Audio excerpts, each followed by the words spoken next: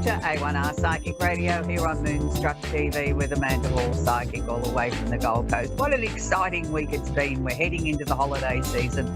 I know our beautiful US family and Canadian family celebrated Thanksgiving, and I hope you had a wonderful time with your family and friends and really sort of do appreciate that we have an awful lot to be thankful for this year. You know, we're all still breathing. That's something to be thankful for. Here in Australia, we don't celebrate, as I mentioned last week on the show, but we always do as a family. So it's always a very special time of the year as far as I'm concerned because it's the start of the holidays. Yippee, my favourite time of the year. And also it's a time when we should all be starting to look at what we've achieved this year and where we're going and what we hopefully can achieve next year as well. But to be grateful and thankful for all the blessings that we do have coming our way. So this week, the Simply Tarot card of the week is not exactly a card full of blessings, but it's a card that's called the Empress. Now, the Empress is the card that says delays will prove necessary. Now, look, many, many, many times over the years when I've been teaching tarot, people say to me, oh, no, I don't want any more delays in my life. I'm sick of delays. I'm sick of this. I'm sick of that. But if we don't have delays in our lives sometimes to give us a second chance to look at something maybe through a different lens or to reevaluate or relook at something, maybe then we'd make bigger mistakes than what we do, or we'd have to turn around and redirect our energy and change course because we've gone in too premature. So I always look at the Empress card as being a card of saying, well, okay, we've got the little bit of luxury of time here. We can sit back, we can ponder, we can sit under the tree, we can sort of study everything that's going on around us and just sort of take things a little bit more gently. I know lots of people that believe that the Empress card is the card of fertility. I've never seen it that way. And I've been working with the tarot close on 50 years now. So I'm going to go with my version. I've never seen it that way. I see it more as a time to sort of slow down a little bit, catch your breath, grab a cup of coffee, sit there and stare out the window, do something, just allow your mind to settle a little bit and just have a look at the important issues in your life. And if there's a blockage or a delay, then it's there for a reason. Maybe it's telling you to slow down a little bit. Maybe it's asking you to slow down because if you don't, you're going to get sick. If you're like me and you're a high energy person and you sort of tend to keep going until you stop, the only time you have a holiday is when you're sick. You need to learn to adjust your life in those ways. And I mean, look, I know there's plenty of people out there like me that just enjoy doing what they do and they don't see it as work. It's a pleasure to them. But sometimes we do need to take some time for ourselves and just slow down, smell the roses, smell the coffee, and just allow life to sort of just float along around us and know that the decisions and the choices that we've made are the correct ones and that they will, in time, things will start to build momentum and we'll start to move forward. I'm really pleased to say this week, astrologically, there isn't an awful lot of complicated stuff going on. I don't know when was the last time I had the pleasure of saying that. When I looked at the astrology before the show, it was like, well, what am I going to talk about today? Everything's sort of really comfortable. Everybody's playing nicely in the astrology sandbox. And it's sort of like, wow, I can't remember the last time we had this. So it is the Sagittarian time of the year, and it's an exciting time of the year as far as I'm concerned, not just because I'm a fellow Sag. It's a very magical time of the year where children's, little eyes become wide open as they anticipate and count down to Santa coming. There's lots of parades that people are decorating their houses and their streets, and people are running hither and dither and sort of, going to parties and family get-togethers and getting ready for really incredible time of the year. And to me, Christmas is not so much about the gift giving. It's about that it's a time of magic. It's a time when we can bring people together that maybe we haven't spoken to or seen in a while, and we can all share some joy. And I think that's what I like about this festive season the most, is that it makes everybody feel positive. I know a lot of people get cranky and say, I don't want to go shopping. But underneath it all, I think everybody really does look forward to this time of the year and things become alive. I know here in Australia it's going to be hot and sticky and it's the middle of summer and everybody's complaining about the heat and whatever, but we still love to celebrate Christmas here. It's sort of, nice to sort of sit back on the couch and watch a Christmas movie and see the snow falling and you're melting here in Australia with a cold lemonade. But it's part of what it is. No matter which part of the world you live in, it's a magical time of the year. So we have the sun in Sagittarius, only just gone into Saggy. Happy birthday to all the Saggies coming up over the month. It's a very magical time for you. It's a time when you're meant to shine. It's a time when you're supposed to, dust yourself off and go out there and strut your stuff and show the world what you're made of. At the moment, we have Mars, the planet of action, the planet that gets us out of bed of a morning, that gives us our drive, our determination, that makes us sort of, be determined in ways. So Mars is actually conjunct or holding hands the sun in Sag. So Mars is leading the charge here. Mars is saying, take the bull by the horns, do whatever it is that you want to do. So to get up off the couch, make things happen, particularly for Sagittarians, Leos, and Aries, and the opposite side of Gemini.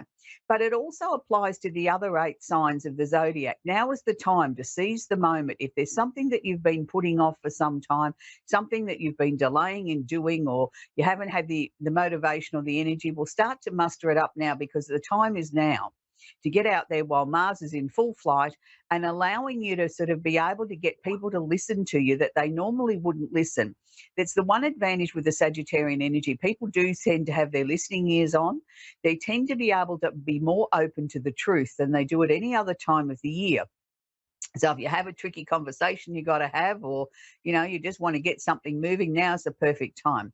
We also have Mercury, the planet of communication, sitting in Sag. He's not holding hands with either of the 2 previous planets, but this is helping us have those tricky conversations with people, and particularly family members maybe, or some friends that we didn't know how to start the ball rolling. We had a little bit of a disagreement or an argument, or didn't see eye to eye on an issue. Well, now's the time to sort of knock on the door and go around with a little peace offering, little bottle of something or packet of something, and sort of say, can we bury the hatchet and sit down and have a chat?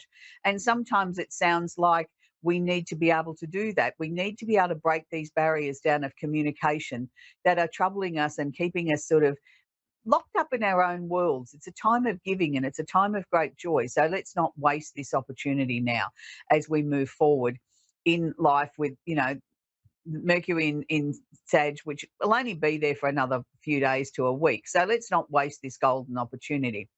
And also we have we have Venus, the planet of love and affection. Now, I know this is a topic that's very close to most people's hearts next to money. Venus is actually sitting in Libra at the moment. So Venus is very comfortable there because Venus rules Libra. So it likes anything that's pretty, shiny, soft, beautiful, anything that's luxurious, anything that makes your heart smile and sort of say, wow, I think I'm in heaven now, I'm in luxury. That's what Venus's role is. And Venus is also where we look for love in our chart, the love of our life, the person that we're going to fall in love with, the type of person we're going to fall in love with. So Venus is sitting currently in Libra. It's making a beautiful aspect to Mercury in Sag. Now, Mercury in Sag is the planet of communication. As I said, Sagittarius rules, being very open, speak your mind, even if it's maybe not what everybody wants to hear. But the other side of Sagittarian is higher mind. It's also connected with religion. It can also be the area of the chart that we look for overseas travel or long distance travel. So with Venus having this beautiful aspect, which is a sextile, which means it's only 60 degrees, it's a flowing aspect. So it's asking you, if you're looking for love at this moment, at this holiday, the start of the holiday season, maybe step out of your comfort zone, maybe do something a little bit different. Step out into things that sort of maybe you don't normally do. Go and visit those friends and relatives that you've been talking about doing for a long time. And while you're there, if they suggest you go out for a coffee or go to a movie or go to a rock concert, then go, because you never know who you might meet on your travels while you're out and about, whether it's local or whether it's long distance. For those people that are going overseas, this may be a golden opportunity that you'll meet somebody while you're on holiday. And for many of you, you may meet somebody that is from a different culture or a different country and has completely different belief systems and was raised in a different way to you.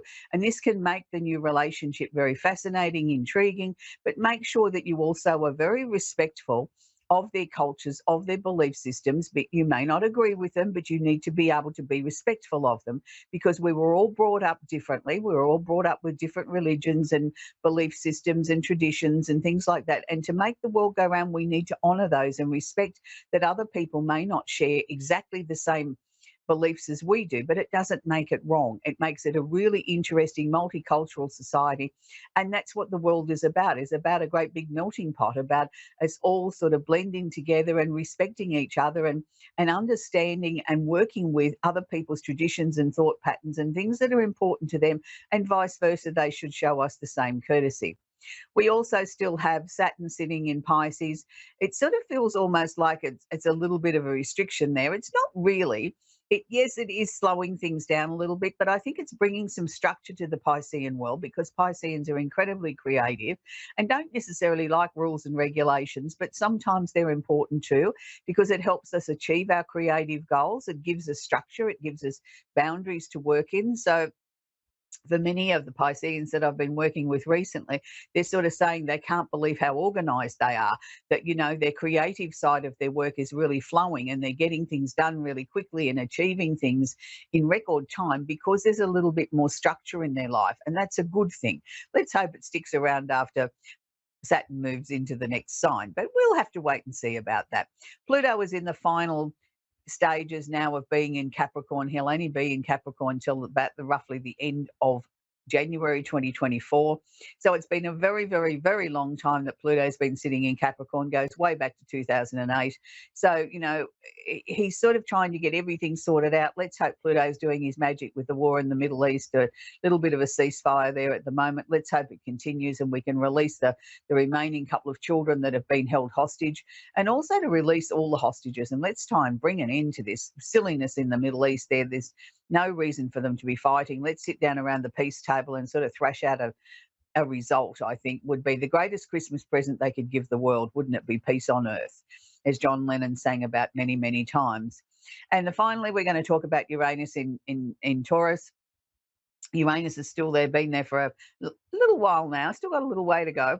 Uranus is the planet of the unusual and the unexpected happenings. And what Uranus's role is, and it doesn't matter whether you're an earth sign or whether you're one of the other amazing 11 signs, his role is to shake your life up a little bit, is to get you out of your comfort zone, to stop you sort of being so fixed and rigid in the only way that you particularly see your finances and the things that are important to you. So if you feel in the last 18 months to 2 years that you've sort of changed your outlook on some issues that you always held very dear, and all of a sudden you're seeing things through a different set of eyes, you're revising what's important to you, you've restructured your finances, you're doing things in a different way, and maybe in a way that you never considered that you would approach in the past, that seemed way out, wacky, different. Only weirdos did it that way, and all of a sudden it's become your new norm. That's Uranus's role has done that, because Uranus has come in and shaken everything up, and particularly for earth signs. So the Tauruses, the Virgos, the Capricorns, and then the opposite sign of Scorpio. He's come in and he said, look, you can't just keep doing things this way, the same way that you've always done things. We've got to shake things up. If you're true to yourself, it won't be such a complicated time. Yes, it might be a little bit unnerving to begin with, but once you get in the swing of things, you'll really feel very, very comfortable with it. For those people that are doing things that it really goes against their grain, it's because they're holding on to things too much. They're holding on to things that are outworn, that are no longer serving their higher good. And sometimes it's just they're plain stubborn, that they don't want to change. They don't want to look at new and innovative ways. And sometimes they don't want to share either. And that's the message here with Uranus in Taurus, because the Taurus energy is what's mine's mine and what's yours is mine. And did I tell you what was mine? Well, Uranus is trying to break up that theory a little bit and say, hang on a minute. Yes, it can be yours, but the greatest joy is also sharing, is not just hanging on to it for grim death and sort of say this is mine and I'm not going to share, and be sitting there by yourself being like old Scrooge at Christmas where nobody comes to visit you because there's such a misery guts. So Uranus is saying shake it up, share things around. You don't have to give away all your worldly possessions, but you can look at things in maybe a little bit of a different light. So that's where we're going to leave the astrology report this week. We're going to talk with Ashaya in Chicago, Illinois. And I hope I've pronounced that, Ashaya, properly. I'm really not good with words when it comes to pronouncing people's names that aren't sort of very common. So how can I help you today, I'm so sweetie? happy to be speaking to you, Amanda. Oh, you're very welcome, sweetie. Do you have a question I can answer for you? You know, Amanda, my life turned upside down in the last few months. I'm sorry to hear that. I lost my sister who was very close to me. And I really don't know the way forward, anymore. So yeah, look, that's really understandable, because when we have loss in our lives, we can prepare for a loss to a certain point, but when the reality hits us and it actually is there, and all of a sudden we've got this gaping great hole in our lives, we don't know how to fill it, or we don't know how to mend it in some way that we can sort of say, well, okay, we might start to feel a tiny little bit happy, and then we start to feel guilty and think, I shouldn't feel like that. I'm supposed to feel unhappy. I don't think that there's any rule book on how you're supposed to feel one way or the other. It's always difficult. Each and every one of us process grief and loss in a very, very different way. I think the most important thing is just allow yourself to be. If you feel like you want to cry all day, then cry. If you feel like you want to sing, then sing. If you feel like you don't want to do anything, that's fine. And I think that the more we work with how we're actually feeling and not putting judgment on ourselves, the quicker we get through the process. And I mean quicker in as much as we find a place to put it.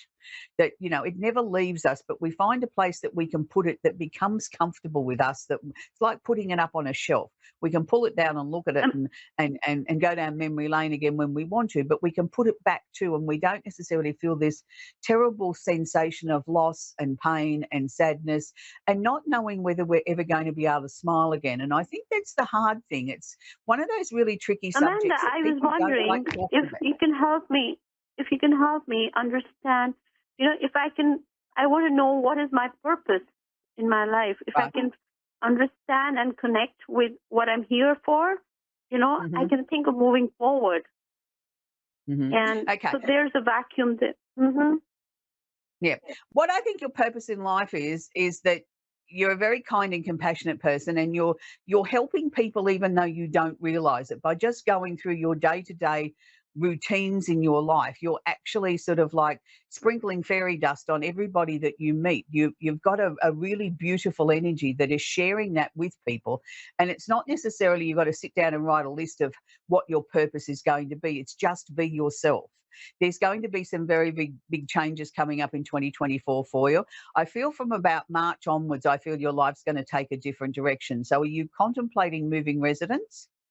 Because I'm seeing a question mark around where you're living coming up around March. That's true. I belong to India, and just at the Right. end of October, we came to the U.S. Hmm. But now we might be going back, and I don't know if it's a good idea to go back right now or we should stay on here. And that's a question mark if you can help me with. Okay. I feel you will be going back, even though you're still questioning right up until March till when maybe a final decision or a decision's got to be made. But by then, things look a lot clearer. It's like you've sat down, you've looked at everything, and in your heart, you're feeling like it's time to go back. Where this present second today, you're not feeling that way. And I don't want you to sort of try and, fast forward, 4 or 5 months and sort of say, this is the decision that I need to be making. Let's just let time and things sort of process through. In one of your previous lives, I believe that you were a healer. You were somebody that you were able to just sort of touch somebody on the face, and all of a sudden they would feel your immense energy. Do you sort of sometimes feel that you have this power to help people make decisions to make their lives a little bit easier? That's true. That seems to be my inner feeling. But right Mhm. now, I'm really keen to be able to connect with the spirit realm, and Right. with so I can connect with my sister and also connect across the dimensions. That's what I really feel called to do. Yeah, but again, you're not to try and force it. Look, people sort of tend to have different ways of how they connect with the other side. There's no hard and fast rule or no particular course I can suggest you to go into that'll guarantee you that you're all of a sudden going to be able to connect with the other side. It's a matter of being open to it. When they connect with us, and even the people that are closest to you, like your sister was, they don't always come down as if they're having a cup of coffee at the kitchen table with us. It'll be symbols, it'll be a song on the radio, it'll be a street sign, and you look the second time and it's the word isn't there that you thought you saw the first time. It'll be seeing something out of the corner of your eye. It'll be many, many different ways that they can connect with you. And it's like anything, practice makes perfect. But if we try and push it or force it, we actually block it. So what I want you to do is get into the habit of, if you've got a question or something that's bothering you or something that you need an answer to, ask your sister out aloud before you go to sleep to give you the answer and put it into your head first thing in the morning. And you'll know when you wake up, the first thought that comes to you was directly from your sister.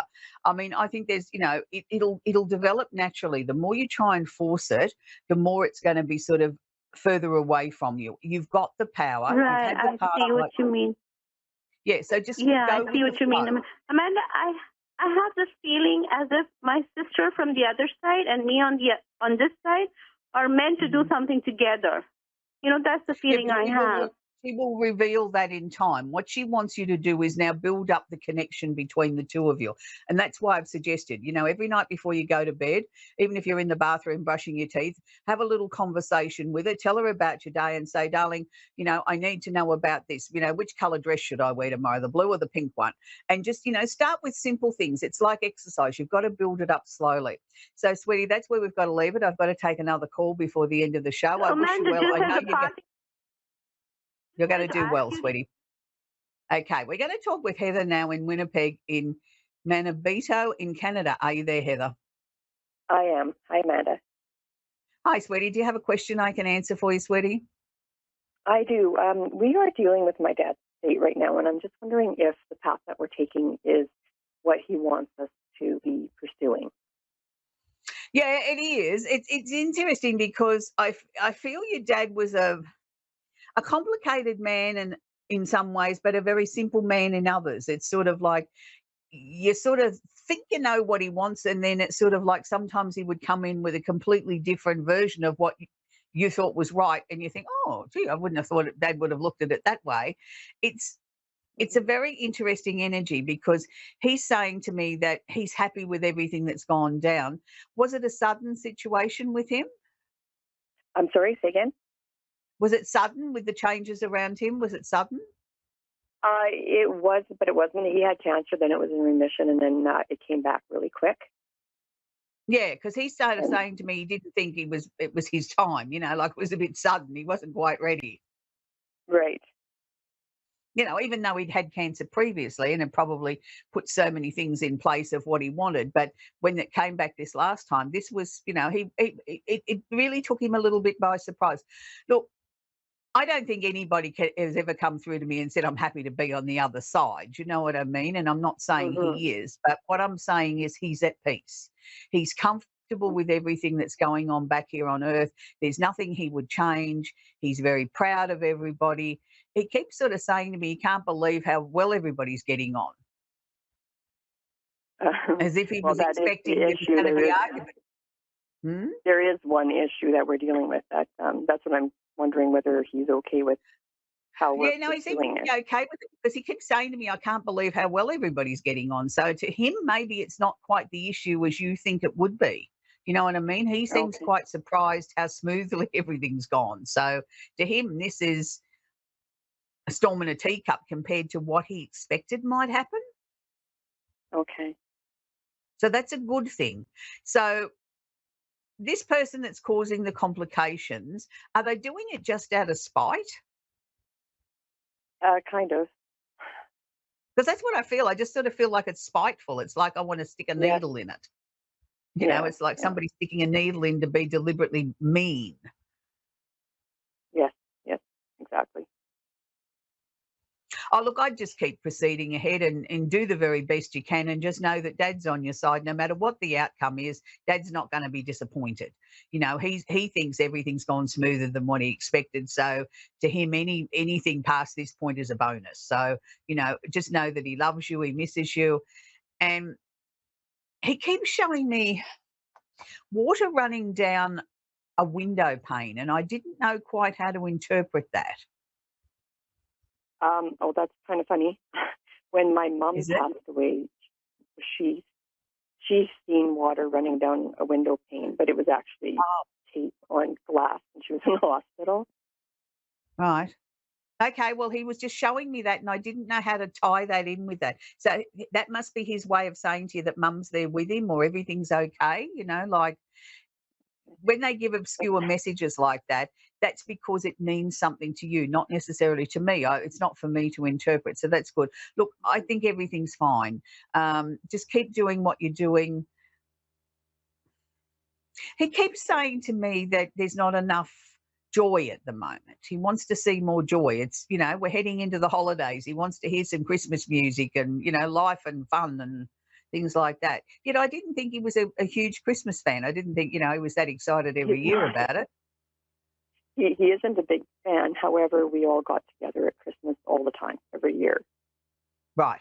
Okay. Well, he wants to start, he Okay. keeps saying to me, I want to start to hear some music. I want to start to hear him singing and some joy in the place. You know what I mean? Like it was like he was sort of pushing everybody to get the decorations out and get the music going and let's get the party started. Okay. I think I think he's also hoping that maybe with this time of the year, maybe this might diffuse that issue that's been going on too. Well, I hope so. Yeah, I think that's part of what he's sort of saying. Like if we can get everybody in a good humour, the whole lot will sort of sort itself out, and we can all raise a glass and get on with life. You know. Mm, hopefully. I have one other question, if you could Yeah, sure, answer. sweetie. I'm just curious if, like with my daughter, she's in a situation that needs to change. I'm just wondering whether that change will come Oh no, or that not. change is coming, and be prepared. I think it's before February. It's going to come with record speed. Just hold the line there, Mum. It's changing. Just keep your mouth zipped. It's not your turn to have an opinion at the moment. Just be there for her. But no, it is going to Okay. change. So that's where we're going to leave Okay. Heather now. We've come to the end of the show. It's always interesting when life, family, death, all those sort of things get all rolled into one, and it can create dramas. And it doesn't matter. The best laid families can have dramas at a time of a passing. So this week I want to leave you with a song that came on the radio yesterday here, and it was one of those songs that I thought, oh yeah, I used to sing that song. It's a really nice song, and I'm now showing my age. It was back in 1966 when it was first came out here in Australia. It's one of these kitschy sort of songs that many bands have covered. And when I did my research on this, because I only ever knew it from an Australian band, it's called The Fortune Teller, and the group was called The Throb, I beg your pardon. But when I did the research, Benny Spellman was the first man to sing the song. It's also been covered by the Rolling Stones, The Who, and the Hollies. So no wonder I remembered it as being a popular song, and it seemed to always be playing here in Australia. But the Throb were the ones that made it famous here in Australia, and it's, in my opinion, the best version out of all of them that I listened to yesterday. So I want to leave you with that song. Just a little bit of fun this week, The Fortune Teller. And what an appropriate song for this show. So have a great week as we head into the holiday season. Happy holidays. Bye for now.